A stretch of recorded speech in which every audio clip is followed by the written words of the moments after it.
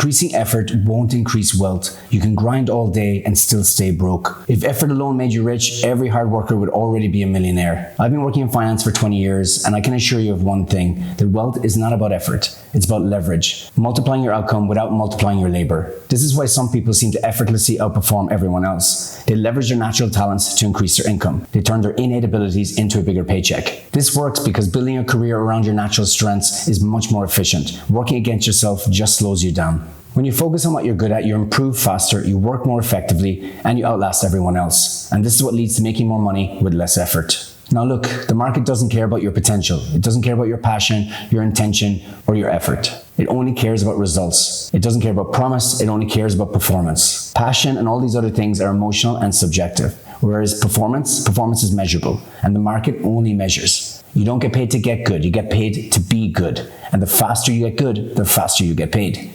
Mastery matters, and we master things much faster when we align with our natural strengths, because the compound effect makes us more valuable in less time. Less friction means more momentum. Talent really is a shortcut, but only if you double down on it. It's like catching a wave. If you catch it, you go faster and further than everyone else. Some years ago, when I was living and working in London, one of my best friends was massively obsessed with the idea of becoming a trader. He was obsessed with the idea, could not let it go. The problem was that he wasn't wired for that particular job. He hated volatility, he doubted himself all the time, and he hated the roller coaster emotional ride that often comes with trading. He really wasn't just naturally built for it. However, on the other hand, he did have a lot of other natural strengths. He had a keen eye for property, he was very good at timing markets, he was great at negotiating with people, and in the end, property development was his area. But it took him a long time to give up on the trading idea and eventually lean into his natural talents and become a property developer. But once he did, things happened really fast. He set up a business with his brother, and over a very short period of time, they monopolized a whole area of England, which they still do today, and they're very profitable. And all it took was him to lean into his strengths and away from the things that were pretty much his weaknesses. In the end, he moved much faster than other people in that area that had been there for years, doing the same thing for many years before he got there. But he picked things up faster. He was more efficient.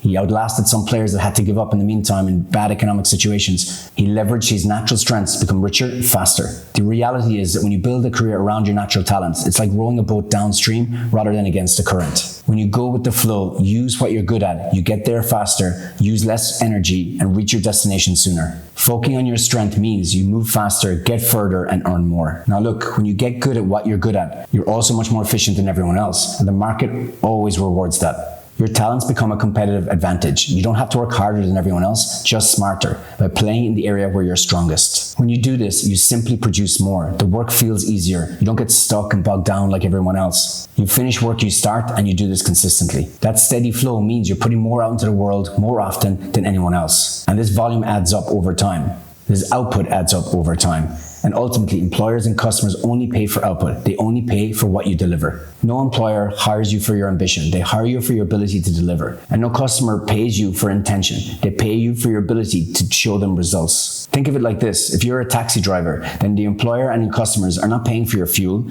They're paying for the distance that you cover. You can have all the passion in the world, but if the wheels aren't turning, nobody cares. Output is how much distance you cover. It's what gets shipped, what gets moved, and what gets done. Sure, potential is the engine under the hood, but ultimately you get paid for the miles on the map. That's what you get rewarded for. And that's what you can do better than anyone else when you double down on your natural strengths. Marcus Buckingham talks about this. He says when companies organize their roles around their employees' natural strengths, then they double outcomes. Think about that for a second.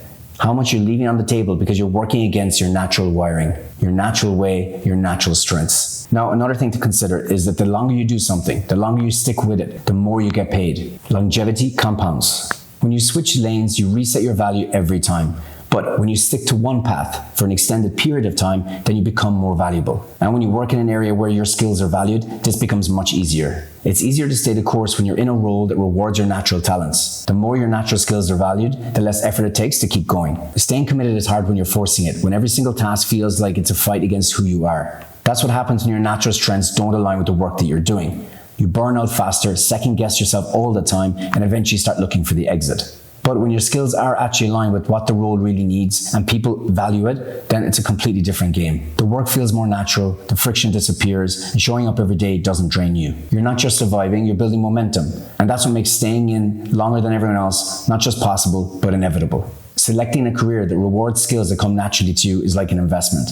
And like all investments, the longer you stay in it, the greater the value compounds and the more money at the end. So why keep pouring effort into a path that never scales? The trick to making more money and building more wealth with less effort is finding your natural talents, get better at them faster than anyone else, produce more than anyone else as a result, and then stay in the game longer than anyone else. Now, I get it that depending on what stage of life you're at, that it might not be obvious to you what your natural talents are, what you're particularly good at. But no matter how old you are, it's really good to figure this out. I have a framework that I use with my students all the time, and you can try it out if you like. It's called the 555 framework. Basically, just ask 5 people closest to you, the 5 people who know you the best. Ask them, what are the 5 things you're better at than anyone else they know, and 5 things you're worse at than anyone else they know. Are you more naturally analytical than you are creative? Do you work better in groups than you do as an individual? Are you more detail focused, or are you big picture focused? But don't prompt them. You got to make sure that whoever you ask, whether it be friends, family, or colleagues, that they know you very well and that they're going to be honest with you.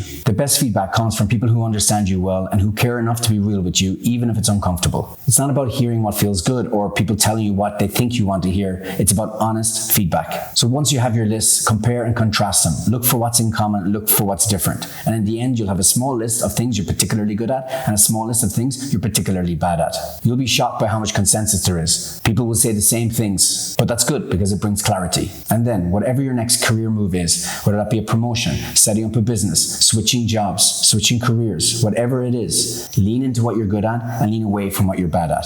Double down on your natural abilities and stay away from the things that you don't do particularly well. This is exactly how you leverage your natural abilities to make more money with less effort.